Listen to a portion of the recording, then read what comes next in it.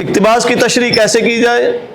اقتباس کے لیے کن باتوں کو پیش نظر رکھنا ضروری ہے؟ کون سی باتیں ہیں جن کو جان کر اقتباس کی تشریح بہتر انداز میں مکمل کی جاتی ہے، اور اس کی تشریح کا پیٹرن، طریقہ کار کیا ہے، کس انداز میں لکھنی چاہیے، یہ ساری باتیں آج ہم جانتے ہیں۔ یہاں یہ بات ذہن میں رہے کہ اگر پیپر میں جو اقتباس دیا گیا ہے اس کا جو نمبر ہے، سب سے پہلے ہم اس نمبر کو اوپر لکھیں گے۔ مثال کے طور پہ ہمارے پیپر میں آیا ہے 7واں سوال کہ درج ذیل نثر پاروں کی تشریح کیجئے، درج ذیل اقتباسات کی تشریح کیجئے، حوالہ متن لکھیے، خط کشیدہ الفاظ کے معنی لکھیے۔ ٹھیک ہے، یہ ساری باتیں پوچھی جاتی ہیں۔ اقتباس کی تشریح کیجئے، خط کشیدہ الفاظ کے معنی لکھیے اور حوالہ متن لکھیے۔ ٹھیک ہے، سب سے پہلے ہم نے وہ سوال کا نمبر دینا ہے، سوال نمبر 7 تھا، ہم نے 7 دے دیا ہے۔ اس کے بعد ہیڈنگ دینی ہے اقتباس کی تشریح، اقتباسات کی تشریح۔ ٹھیک ہے، 2 ہے تو 2 کی، 1 ہے تو اقتباس کی تشریح یا نثر پارے کی تشریح۔ اس کے بعد ہم نے وہ جو اقتباس سوالیہ پرچے میں آیا تھا اس کو پورا کا پورا جوابی کاپی پہ آنسر شیٹ پہ لکھنا ہے نا؟ نہیں، وہ جو کوسچن پیپر پہ سوالیہ پرچے میں اقتباس آیا ہے اسے آنسر شیٹ پہ نہیں لکھنا، جوابی کاپی پہ نہیں لکھنا، بلکہ اس اقتباس کا پہلا اور آخری لفظ لیں اور لائن کے شروع میں اور آخر میں لکھ دیں۔ یہ اشارہ ہو جائے گا کہ فلاں اقتباس ہے، مثلا 2 اقتباس ہیں، 3 ہیں، یا کون سا اقتباس ہے تو اس کا پہلا لفظ لائن کے شروع میں لکھ لیا، آخری لفظ لائن کے آخر میں لکھ لیا، تو یہ پورے کے پورے اقتباس کی جگہ پر یہ کافی ہو جائے گا۔ سمجھ آ گئی؟ اس کے 2-3 فائدے ہیں۔ ایک تو آپ کی شیٹ بچ جائے گی، ضائع نہیں ہوگی، ٹھیک ہے۔ دوسرے نمبر پہ آپ کا وقت بچ جائے گا، وہ جو آپ نے پورا نثر پارا، پورا اقتباس جوابی کاپی پہ لکھنا تھا، 5 منٹ 7 منٹ لگنے تھے، اردو کے پرچے میں ویسے ہی وقت کم ہوتا ہے، تو یہ وقت آپ کا بچ جائے گا۔ تیسرے نمبر پر چونکہ چیکر کو، دیکھنے والے کو جب ممتحن ہوتا ہے اس کے لیے آسانی بھی پیدا کرنی ہے، تو ہم نے یہ اشارہ دے دیا ہے کہ یہ فلاں اقتباس ہے جس کی ہم تشریح کرنے لگے ہیں، تو یہ بھی اس کے لیے آسانی ہو جائے گی۔ اس کے بعد حوالہ متن کی ہیڈنگ دینی ہے۔ اس کے بعد کون سی ہیڈنگ دینی ہے؟ حوالہ متن کی۔ حوالہ متن میں 2 باتیں تو ضروری ہیں۔ نمبر 1 سبق کا عنوان، نمبر 2 مصنف کا نام۔ یعنی یہ جو اقتباس ہے، جو کوسچن پیپر میں آیا ہوا نثر پارہ ہے، یہ کس سبق سے لیا گیا ہے اور اس سبق کا مصنف کون ہے، یہ 2 باتیں جاننا۔ مثلا میں نے یہ جو اقتباس لکھا ہے، یہ دیکھیے گا جماعت نحوم کی اردو ہے، پہلا سبق ہے نثر کا اخلاق حسنہ، صفحہ 12 پہ۔ اس کا پہلا جو نثر پارہ ہے، پہلا جو پیراگراف ہے، وہ میں بطور اقتباس کے یہاں لکھا ہوا ہے۔ کسی نے ام المؤمنین حضرت عائشہ صدیقہ رضی اللہ تعالی عنہا سے پوچھا کہ حضور انور صلی اللہ علیہ وسلم کے اخلاق کیسے تھے؟ انہوں نے کہا کیا تم نے قرآن نہیں پڑھا؟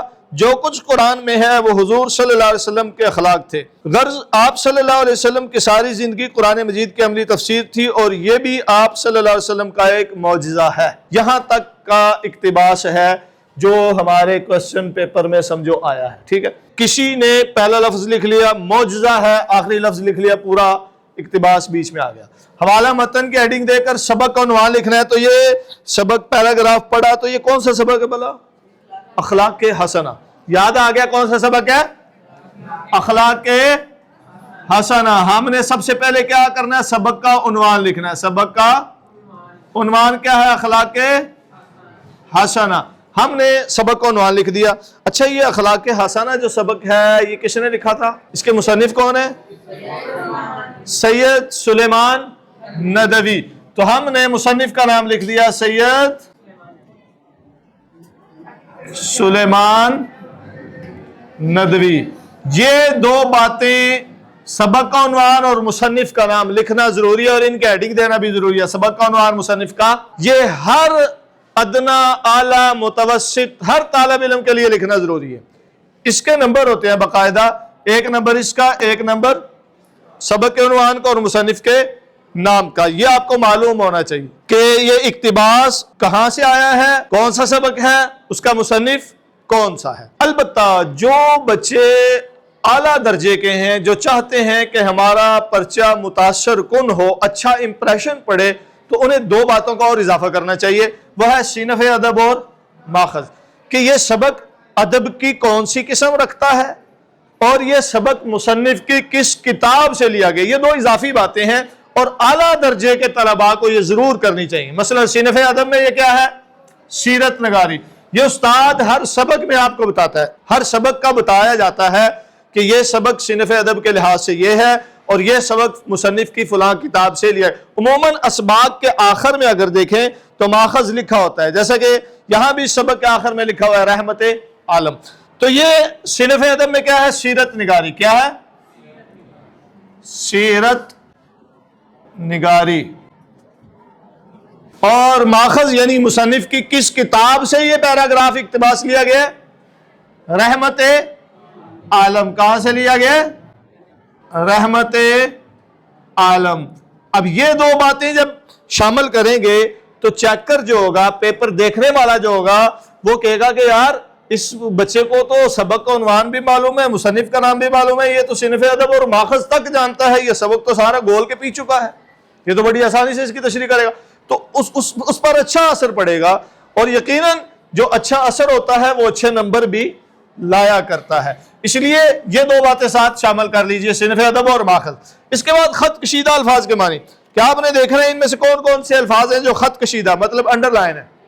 ان الفاظ کو آپ نے ایک ترتیب کے ساتھ لکھنا ہے، جیسے کہ حضور صلی اللہ علیہ وسلم کے اخلاق کیسے تھے، یہاں لفظ لگا دیتے ہیں اخلاق۔ اس کے بعد ہے، یہ عموماً 3 یا 4 الفاظ ہوتے ہیں، ٹھیک ہے؟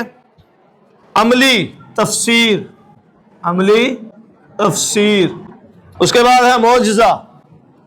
فرض کریں کہ یہ 3 الفاظ تھے جو انڈر لائن تھے، خط کشیدہ تھے، ان الفاظ کو لکھ کر آپ نے آگے ان کے معنی لکھ لیے، ٹھیک ہو گیا؟ اخلاق، عادات، عملی تفسیر، عملی نمونہ یا عملی وضاحت، معجزہ، عاجز کر دینے والی چیز۔ اس کے بعد اگلی جو چیز آپ نے لکھنی ہے وہ ہے سیاق و سباق۔ پہلے جو اقتباس کی تشریح ہوا کرتی تھی اس میں یہ چیز شامل نہیں تھی، ختم تھی، لیکن اس دفعہ بورڈ کی طرف سے یہ لازمی کر دی گئی ہے کہ ہر سبق کی تشریح سے قبل سیاق و سباق لکھنا ضروری ہے۔ تو جب بھی آپ اقتباس کی تشریح کرنے لگیں گے تو حوالہ متن، اس کے بعد خط کشیدہ الفاظ کے معنی، خط کشیدہ الفاظ معنی کے بعد تیسری ہیڈنگ کیا دیں گے؟ سیاق و سباق۔ یہ سیاق و سباق کیا ہوتا ہے؟ سیاق اور سباق، اس اقتباس سے اگلی اور پچھلی بات، اگلی اور پچھلی بات۔ سیاق پیچھے کیا تھا، سباق آگے کیا ہے۔ مثال کے طور پہ کسی سبق کے شروع سے کوئی اقتباس آ جاتا ہے تو مطلب یہ ہوگا کہ اس سبق کے آگے کیا بیان کیا گیا، بیچ میں سے آیا تو اس کا مطلب یہ ہوگا کہ اس اقتباس سے پہلے کیا بات ہو رہی ہے سبق میں، اور اس اقتباس کے بعد کیا بات ہو رہی ہے سبق میں۔ سمجھ آ گئی بات؟ مثال کے طور پہ یہ اخلاق حسنہ کی ہم ہمسایوں کی خبر گیری فرماتے تھے، ان کے ہاں تحفے بیچتے تھے۔ اب یہ بیچ میں سے پیراگراف آ گیا تو اس کا مطلب ہوگا اس سے پہلے کیا کون سی بات ہے اور اس کے بعد کون۔ اب یہ کہیں سے بھی اقتباس آ سکتا ہے، کبھی آخر سے آ جاتا ہے، کبھی شروع سے آ جاتا ہے، کبھی درمیان سے آ جاتا ہے۔ تو اس کے لیے طریقہ کار کیا ہے کہ آپ پورے سبق کا جہاں خلاصہ 2 صفحات میں کرتے ہیں نا، ابھی ہم نے جانا تھا کہ سبق کا خلاصہ کیسے کرتے ہیں، سبق کو اپنے لفظوں میں جب لکھنا ہو تو کیسے لکھتے ہیں۔ تو جب وہ سبق کا خلاصہ آپ 2 صفحات پر منتقل کرنے کی صلاحیت رکھتے ہیں تو اسی سبق کے خلاصے کو آپ 6 سے 7 سطروں میں بھی کر سکتے ہیں۔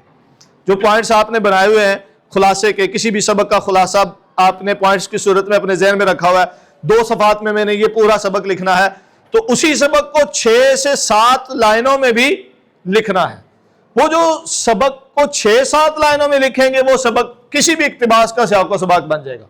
مثلا چاہے وہ پیراگراف شروع سے آئے، نثر پارہ اقتباس شروع سے آئے یا کسی سبق کے آخر سے آئے، آپ نے ہر سبق کا 6 سے 7 لائنوں میں خلاصہ لکھنا ہے، اس کی پریکٹس کرنی ہے۔ اس کا فائدہ یہ ہوگا کہ جب آپ سیاق و سباق کی ہیڈنگ دیں گے تو وہی 6-7 لائنوں والا خلاصہ وہاں لکھ لیں گے، کسی بھی سبق کا خلاصہ وہاں نوٹ کر لیں گے۔ یہ پہلے نہیں تھا لیکن اب کی بار یہ سیاق و سباق کیا ہو گیا؟ لازمی ہو گیا۔ جماعت نہم کے لیے بھی، جماعت دہم کے لیے بھی، سبھی نے اقتباس کی تشریح میں تشریح سے قبل سیاق و سباق یعنی اس پیراگراف کے پہلی بات اور اگلی بات، یا دوسرے لفظوں میں کہہ لیں کہ اس سبق کا 6 سے 7 لائنوں میں خلاصہ لکھنا ہے۔ سیاق و سباق کسے کہتے ہیں اور کیسے کرنا ہے یہ بات سمجھ آ گئی؟ سیاق و سباق کا مطلب ہوتا ہے کہ اس پیراگراف سے آگے اور پیچھے کون سی بات ہے۔ یہ کرنا کیسے ہے؟ آپ نے ہر سبق کا 6 سے 7 لائنوں میں خلاصہ یاد کرنا ہے، ہر سبق کو 6-7 لائنوں میں بیان کرنا ہے، جب وہ 6-7 لائنوں میں بیان کر دیں گے، دوسرے لفظوں میں ہم یوں کہہ سکتے ہیں مرکزی خیال بنا دینا ہے. ایک سبق کا خلاصہ آپ نے 2 صفحے میں لکھا ہے، اسی سبق کے خلاصے کو مرکزی خیال میں کنورٹ کر دے، تبدیل کر دے، تو وہ کیا بن جائے گا؟ سیاق و سباق بن جائے گا. سیاق و سباق لکھنے کے بعد اس کے بعد آپ نے تشریح کی ہیڈنگ دینی ہے. کون سی ہیڈنگ دینی ہے؟ تشریح کی ہیڈنگ دے کر وہ جو اقتباس کوسچن پیپر میں آیا تھا اس اقتباس کو یہاں لکھنا ہے، لیکن تشریح کی ہیڈنگ کے فوراً بعد نہیں، بلکہ تشریح کی ہیڈنگ دے کر آپ مصنف کے طرز قلم کے بارے میں 2 سے 3 جملے ضرور لکھیں. 2 سے مثلا سید سلیمان ندوی کو علامہ شبلی نعمانی کی طرح تاریخ بالخصوص عالم اسلام اور ادب سے خاص لگاؤ تھا. یہاں تشریح کی ہیڈنگ دی ہے، تشریح کی ہیڈنگ دے کر آپ کیا لکھیں گے؟ سید سلیمان ندوی کو علامہ شبلی کی طرح ادب سے خاص لگاؤ تھا. اور سید سلیمان ندوی نے سیرت، سوانح دین اسلام اور زبان و ادب کے موضوعات پر تحقیقی کام کیا. یہ ہر سبق کے شروع میں جو مصنف کا تعارف لکھا اس کے اندر اس کا طرز قلم اور قلم کی خوبیاں جو ہوتی ہیں وہ تحریر کی ہوئی ہوتی ہیں. ان میں سے اپنے استاد سے پوچھ کر 2 سے 3 جملے آپ نے یاد کر لینے ہیں مصنف کے طرز قلم کے بارے میں. سمجھ آ گئی بات کی؟ تشریح کی ہیڈنگ دے کر مصنف کے طرز قلم پر 2 سے 3 جملے لکھ لیے. اس کے بعد آپ نے لکھنا ہے اس نثر پارے میں یا درج بالا نثر پارے میں مصنف لکھتے ہیں کہ، ٹھیک ہو گیا.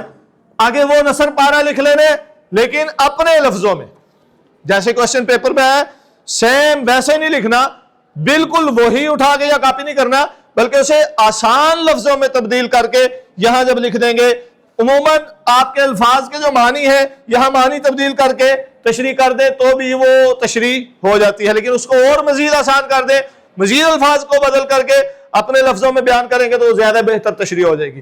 تو اقتباس کی تشریح میں سب سے پہلے آپ نے مکمل اقتباس نہیں لکھنا، پہلا اور آخری لفظ لکھنا ہے. حوالہ متن کی ہیڈنگ دے کر سبق و عنوان مصنف کا نام تو ضروری ہے نا، فرض درجے میں، ٹھیک ہے، اور یہ صنف ادب اور ماخذ یہ مستحب درجے میں. کریں گے تو فائدہ ہے، نہ کریں گے نقصان کوئی نہیں. خط کشیدہ الفاظ کے معنی کی ہیڈنگ دے کر الفاظ لکھنے ہیں، آگے ان کے معنی لکھ لینے ہیں. سیاق و سباق کی ہیڈنگ دینی ہے، مطلب سبق کا خلاصہ 6 سے 7 لائنوں میں، سطروں میں لکھ لینا ہے. اس کے بعد تشریح کی ہیڈنگ دینی ہے، مصنف کے طرز قلم کے بارے میں لکھنے کے بعد آگے لکھنا ہے اس نثر پارے میں مصنف لکھتے ہیں کہ. پھر اس کے بعد وہی نثر پارہ جو کوسچن پیپر میں آیا ہے وہ یہاں سارا کا سارا اپنے لفظوں میں آسان کر کے لکھ دینا، تو اقتباس کی تشریح بھی آپ کی مکمل ہو جائے گی. The Educators